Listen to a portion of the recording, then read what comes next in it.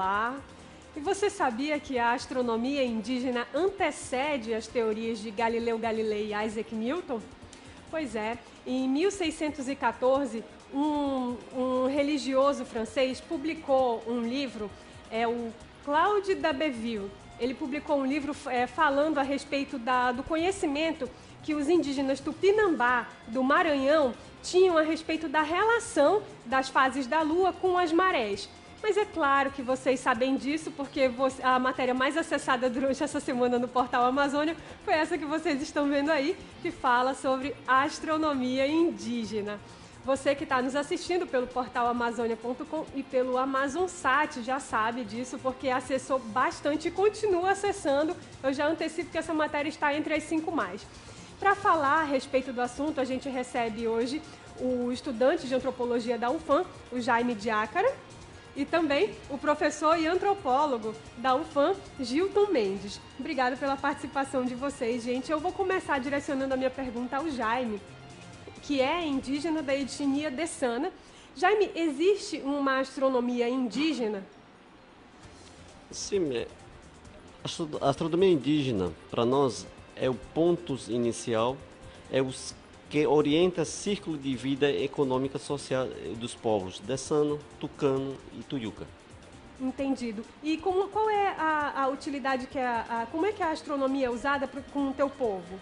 Cada movimentação das estrelas, não aquelas astros que a gente vê no universo, a gente temos os significados e esses significados traz dentro das cosmologias indígenas dizendo qual época de caçar, qual época de pescar, qual época de ritos, qual época de todo esse círculo, ele que determina e orienta. Por isso que o indígena, olhando o universo, ele acompanha essa movimentação, ele faz todas as atividades dentro desse círculo econômico social. Entendido. E quando você está falando dessa utilização dessa astronomia lá no Alto Rio Negro, que é onde a sua etnia habita, né? Tem mais população. Mas e aqui na cidade, quando vocês vêm aqui para a zona urbana e tudo mais, como é que vocês veem isso? Eu sei que você resolveu transformar isso daí em uma ideia aqui em Manaus, lá no Musa, né? Sim, aí quando a gente está numa aldeia, numa comunidade, para nós a estrela é uma orientadora. Quando a gente muda para a cidade, a gente traz esse conhecimento para sociabilizar com a sociedade o que é conhecimento indígena, como que o conhecimento indígena olha a estrela, como que a ciência vê a estrela. Por isso nós implantamos um planetário de etnoastronomia no Musa, para trazer esse novo olhar da sociedade, o que é a estrela para o indígena. Como que o indígena vê a estrela, o que simboliza para os indígenas. Essa foi uma dos projetos, até hoje no Musa, a gente tem esse planetário indígena, que faz parte, a cultura que tem no Musa, faz parte dessa cosmologia, a exposição de peixe-gente, que vai vir outros projetos de mandioca, que vai trazer todo esse ciclo a partir dessas cosmologias de etnoastronômica. Parabéns, aí é um dos criadores, né, do planetário indígena. A partir disso também eu lancei um livro chamado Yaipurokirti, A Origem das Constelações da Garça. Olha só. Tá no editora Valer, você que interessar pode procurar. Tá certo, mas gente, olha só, o Jaime está falando disso daí, como é usado, né, através dos conhecimentos tradicionais indígenas, né? Na academia, nós temos aqui representando o Jaime também, é universitário, né, mas a gente tem aqui o professor Gilton Mendes, que tem como uma das linhas de pesquisa, desenvolvida lá no Departamento de Antropologia da UFAM, a cosmologia indígena. Professor, fala pra gente qual é a relação entre a astronomia e a cosmologia indígena. Pois é, a astronomia é uma parte, digamos assim, da cosmologia, né? A cosmologia significaria, digamos, a ordem do cosmos, né? A ordem do mundo, como que você elabora e explica a organização do mundo, né? Então, todos os povos, todas as tradições têm uma cosmologia, ou seja, uma explicação para a ordem do mundo, né? E a astronomia faz parte da cosmologia. Entendi. Professor, e qual é, qual é a importância, o Jaime já falou aqui, mas de acordo com as pesquisas que o senhor desenvolve, entre outras etnias e tudo mais, qual é a importância que essa etnoastronomia tem para os povos indígenas aqui da nossa região? Pois é, uma das características marcantes das sociedades indígenas são as, digamos assim, qualidades do sensível, né? Seguiam por essas chamadas qualidades do sensível, que são aquelas coisas que estimulam e orientam os sentidos, né? O cheiro, a visão, a audição, o olfato, o tato, né? Essas coisas do sensível humano orientam o conhecimento indígena. Então, as estrelas e também as coisas outras observadas na natureza são elementos importantes para a organização do cosmos. Então, as estrelas, principalmente, que tem toda uma ordem, não é? Os astros são elementos significativos para a orientação da vida social. É o grande relógio, né? É o grande calendário dos indígenas. Então, esse visual na mente se organiza a vida social. Os rituais, as festas, né? As atividades agrícolas, como o Jaime disse, de pesca, de coleta, né? Enfim, de todas as coisas. Gente, e quais são os mitos e a relação deles com as constelações, os mitos indígenas e a relação deles com as constelações que vocês observam? Assim, a pergunta para os dois, tá? Respondam os dois. Vai lá, Jaime, conta um mito de origem da garça. Olha aí, conta, Jaime. Então, para os povos de Sana, o ano começa com a constelação da garça.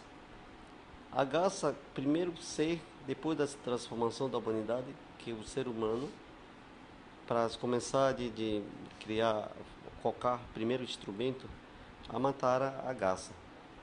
Aí que perceberam que a garça é uma ave melhor do que outros aves, que era o melhor, ele era o ser que é o rei da garça.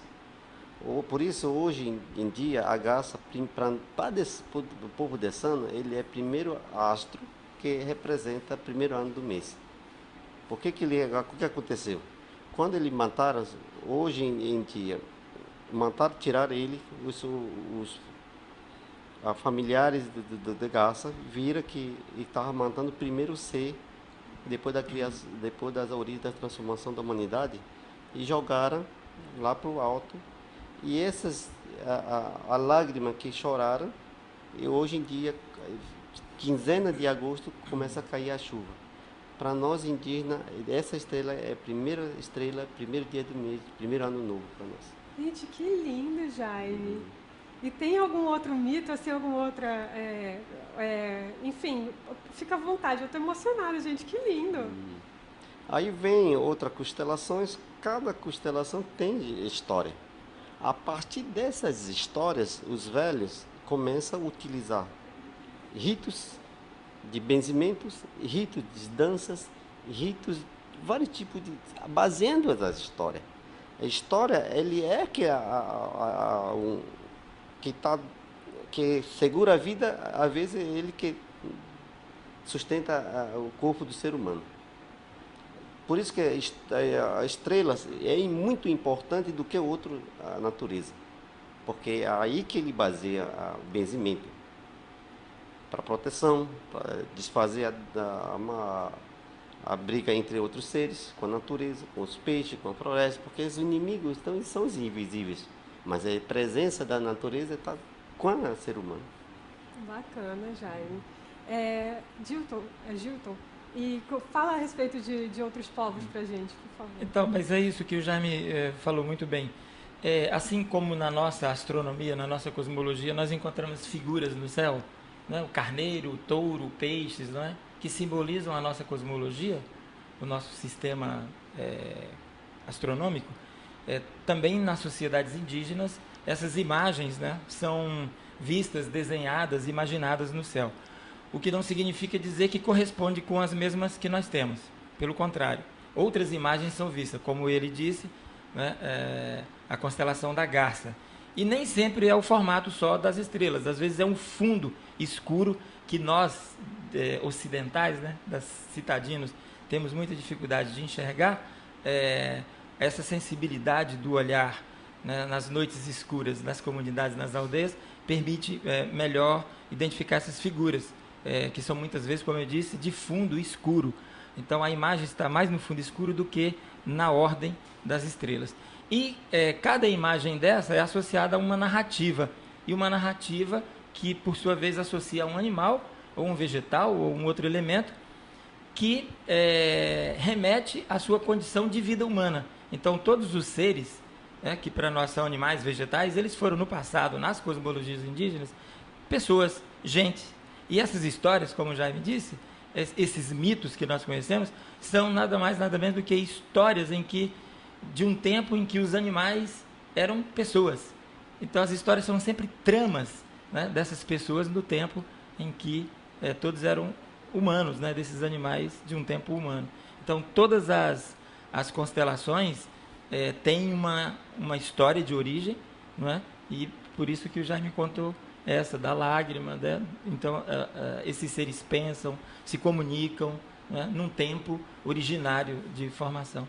Agora o Gilton vai ter que contar pra gente de um outro povo, né, Gilton? Conta pra gente, vai. Tem bastante experiência que eu sei. Não, cada povo tem sua história, sua narrativa de origem das constelações, né?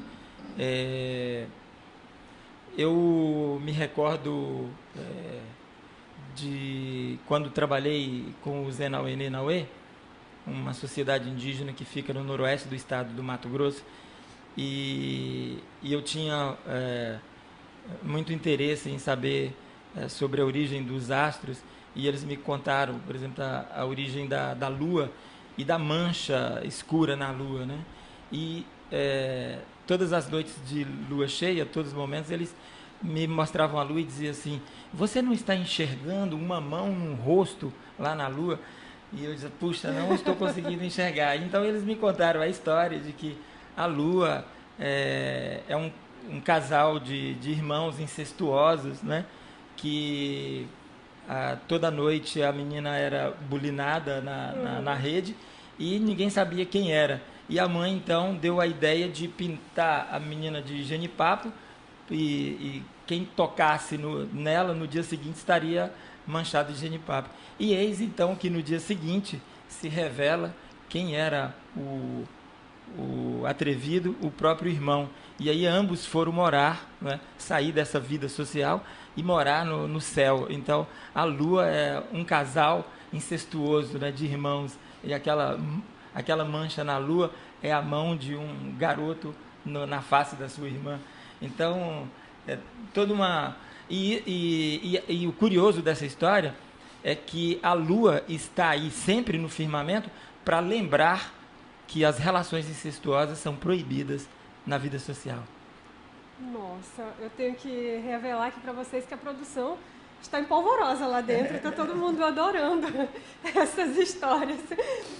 Gente, eu queria mostrar para vocês agora uma matéria que está no Portal Amazônia a respeito de uma mariposa que está em processo de migração e está passando aqui por Manaus. Eu acredito que vocês já devam ter visto essa mariposa por aí. Ela é azul, preta e azul, ela tem essas cores bem vivas e está passando por toda a Manaus. Como a gente viu nas redes sociais que vocês estavam comentando bastante, a gente foi atrás para saber o que estava acontecendo. E sim, gente, é um processo migratório. Urânia leilos, a produção me corrija se eu estiver errada, é esse o nome da mariposa. A gente não conhece o nome popular dela, mas o nome científico é esse. Ela está passando o Anselmo da Fonseca, que é veterinário do INPA, inclusive, que é o autor dessa foto que ilustra a matéria, disse que ela é uma passageira. Então a gente vai chamar ela aqui no Portal Amazônia de passageira. A passageira provavelmente veio de Roraima, sul da Venezuela, e está indo para o sul do estado. Todo esse movimento dela aponta para o sul do estado, de acordo com o Francisco Xavier, que é técnico de coleções do INPA e foi a principal fonte dessa matéria. Eu espero que assim a gente consiga saciar a curiosidade de vocês e eu faço um convite. Se vocês tiverem a oportunidade de fotografar a passageira Urânia Leilos aí na casa de vocês, aí onde vocês estiverem, fotografem e mandem pra gente. Postem nas redes sociais com a hashtag Minha Amazônia, que com certeza a gente vai fazer uma galeria das imagens da passagem da Urânia Leilos aqui por Manaus. Voltando com os nossos convidados, Jaime, você que é um estudioso, é um dos fundadores do Planetário Indígena do Museu da Amazônia, como é que você vê o tratamento o tratamento científico para a gente poder preservar esses conhecimentos e tudo mais? Você acha que você avalia que há um esforço nesse sentido? Como é que está? Bem, o que a gente traz nosso conhecimento para a sociedade, a gente traz esse novo olhar, isso. E nós começamos a divulgar esse trabalho no Musa. A partir depois disso que me interessei, que eu estou fazendo esses projetos que do conhecimento indígena para sociabilizar com o conhecimento científico, hoje em dia nós estamos começando a pensar na antropologia, no NEA e na UFAM, junto com o professor Gilton, pensar essa discussão antropológica. O que é olhar indígena, o que é antropologia para indígena? Como que a antropologia vê os conhecimentos indígenas? Sim, inclusive a gente recebeu aqui 2 colegas seus lá do curso de antropologia, o João Paulo Barreto e o Alexandre Uaiuai, que falaram para a gente a respeito dos trabalhos do Núcleo de Antropologia Indígena, do Departamento de Antropologia da UFAM. Isso que a gente... Eles já, os acadêmicos tucanos já começaram a trazer esse conhecimento, os novos olhar, novo livro. Aí, quando os tucanos desçam e o Uauá e outras etnias, nós vamos criar outros históricos de conhecimento para a sociedade. Ver como que os acadêmicos olham dos conhecimentos. Quando eu comecei a trabalhar no Musa, eu olhei, os caras olhavam assim, aquelas coisas é do índio. Ele não dizia assim, aquilo daí é o conhecimento indígena. É sim. técnica de pensar, técnica de fazer, técnica de valorizar.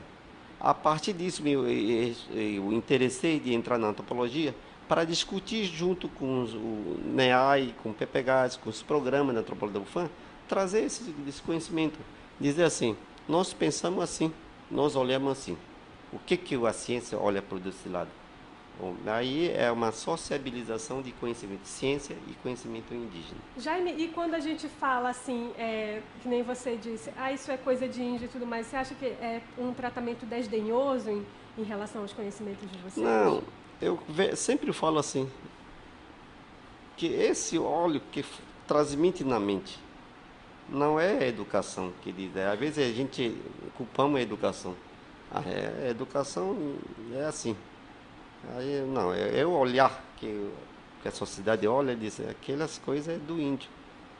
Falta de conhecer, de procurar saber. Entendi. O teu pai, que está com a gente aqui, é uma figura bastante simpática. Ele não vai aparecer aqui, mas ele está no estúdio. Você me falou que ele tem publicações de astronomia indígena? Ele é um dos pioneiros de divulgar. Fala o nome do seu pai pra gente. Meu pai é o diácono da etnia dessana, ele é o Hadepotriporã, ele é o único líder do grupo ainda existente, que ele já publicou 2 livros, a de mitologia sagrada do Hadepotriporã, aí sobre as estrelas, um livro que ele publicou. Por que ele publicou? Para antes a própria a iniciativa da ISA e a FUINE, aí começaram a valorizar a cultura, dizer assim, somos 23 povos indígenas que têm conhecimento diferente. Aí publicaram o livro, esse meu pai, hoje em dia, ele sempre lembra assim, eu já fiz, você agora continua. Que bonito. Mas ele, apenas ele era, dizer assim, informante. Agora, próprio indígena, agora você tem que começar a escrever. Tá certo. Gilson, você quer contribuir? Só para complementar e dizer que nós temos um grupo de pesquisa, de estudos e pesquisa na UFAM, né, que é o NEAI, Núcleo de Estudos da Amazônia Indígena, E formamos um grupo de estudantes indígenas e trazemos também esses velhos conhecedores, né, para junto conosco pensar esses conhecimentos indígenas num outro patamar, no patamar de uma que nós estamos chamando de reflexividade, assim, pensar profundamente sobre os conhecimentos indígenas e não partir das verdades científicas para os conhecimentos indígenas. Essa é uma diferença fundamental. Então, quando você pergunta, quando há um olhar desdenhoso quando diz indígena, é um misto de desdenhamento com ignorância, não é? Porque é preciso revelar pelos próprios indígenas esse conhecimento indígena, não é? Então, o nosso exercício é de uma produção intelectual coletiva, conjunta, com esses jovens indígenas que estão ingressando na universidade, para poder pensar profundamente sobre seus conhecimentos. E, ao fazer esse exercício, novos conceitos, novas ideias, novos parâmetros, novas verdades têm surgido. E isso tem nos animado muito. Tá certo, gente. O portal Amazônia, inclusive, publicou uma matéria que fala a respeito do combate ao mosquito Aedes aegypti, usando os conhecimentos astronômicos. Me parece que na matéria diz que os indígenas sabem quando o mosquito está próximo do rio. Tem uma fase da Lua que o mosquito fica mais próximo da água. O portal Amazônia publicou essa matéria, vocês estão vendo aí? Não? Tudo bem, depois você acessa portalamazônia.com e confere. A gente agora tem a videoreportagem em homenagem às mães, produção? É agora? Não, agora é às 5 mais. Então, gente, agora nós temos as 5 mais.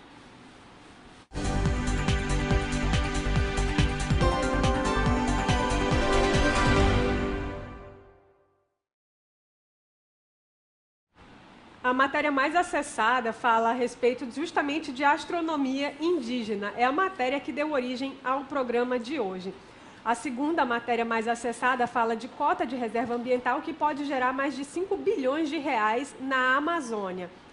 Olha só a matéria. E outra, a terceira, é cultura indígena será integrada ao curso de História no interior do Amazonas. A quarta matéria mais acessada foi um dos temas abordados no programa no Amazônia Interativa passado. Fala a respeito do Recife de Coral descoberto na Amazônia, que tem cerca de 1.000 metros. E vocês estão acessando muito a matéria de futebol, principalmente a respeito dos jogos que o Amazonas vai sediar. Confirmado, Brasil e Colômbia jogam em Manaus pelas eliminatórias. Foram essas as matérias mais acessadas durante a semana. E também tem, gente, uma matéria a respeito da inauguração da usina Belo Monte, lá no Pará. Essa usina que, ao longo da sua construção, teve muita polêmica, envolveu muitas disputas, muitos questionamentos, muitas críticas. Foi inaugurada nessa quarta-feira pela presidente Dilma Rousseff. O portal Amazônia reuniu algumas informações a respeito da usina hidrelétrica de Belo Monte, fez algumas comparações, tem alguns números. Você pode, depois que o Amazônia Interativa terminar, você vai lá e confere. Olha só, conheça 6 fatos curiosos sobre a usina de Belo Monte na Amazônia. Gente, eu aconselho vocês a acessarem lá e conferirem, porque está muito boa a matéria. Gente, e é isso, a Amazônia Interativa de hoje fica por aqui. Eu agradeço a presença do Jaime e também do professor Gilton por terem vindo aqui. Vocês podem fazer as considerações finais se vocês quiserem. Quer falar alguma coisa? Sim, eu também queria agradecer e acho que é muito importante esse tipo de espaço, essa ambiência para trazer a presença indígena nesse status, né, nesse patamar de conhecimento, de contribuição para a ciência e também para a sociedade, para compreender os fenômenos, né, astronômicos, biológicos, aquáticos, etc. E obrigado pelo convite de ter vindo até aqui para conversar sobre cosmologia indígena. Eu que agradeço, Jaime. Quero agradecer pela iniciativa do programa Portal Amazônia, pela TV Amazônica, e dizer assim, é muito bom trazer esse novo olhar, discutir com os pensamentos indígenas, trazer esse novo livro com a letra que não é difícil ter traduzida, é difícil ser interpretada pela sociedade. A astronomia é umas estrelas que a gente só é fato de brilhar, não. Ela orienta para a sociedade, orienta para os pensamentos indígenas, de tanto da sociedade econômica, social. Para conferir isso, você pode me procurar no Museu da Amazônia, Musa, ela tem um espaço dizer onde está o Museu Vivo. Lá nós podemos conversar essa história. Em que mês, em que ano, que acontece? Quem são as borboletas, quem são as árvores, quem são as plantas, quem são os bichos. Todos os bichos fazem parte das cosmologias indígenas. Fica a dica, né, Jair? Fica a dica. Você só não vai conhecer se não quiser. Obrigada, gente. Pessoal, continuem acessando o portal amazônia.com e conferindo tudo o que acontece de mais importante na Amazônia. Também contribua. Tire suas fotos aí da sua cidade, do seu estado, das atrações turísticas, da mariposa aqui em Manaus e poste nas redes sociais com a hashtag Minha Amazônia, que com certeza vai aparecer nas redes sociais do portal Amazônia. Agora você fica com uma homenagem que a gente fez às mães da Amazônia. Obrigada e até a próxima.